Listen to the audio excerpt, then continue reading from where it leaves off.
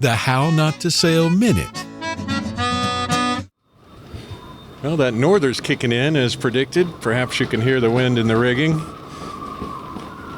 So we're not going anywhere for a couple of days, snug in the marina, and seems as good a time as any to take you to another location nearby.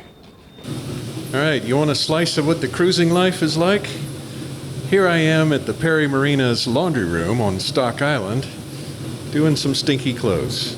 My theory is that when the area where the dirty clothes hamper is stored starts to smell like cat piss, then it's time to do some laundry. Then you go to the laundry facility at the marina and try and find space in between all the other cruisers who are trying to do the same. Tomorrow, for added giggles, we're going to take a taxi to the grocery store and do some provisioning for the 32-hour motor sail north, which will probably be a motor north. That's what happens when you're on a time frame when you're cruising. And just another example of how not to sail. Don't forget, for everything How Not to Sail, just go to HowNotToSail.com.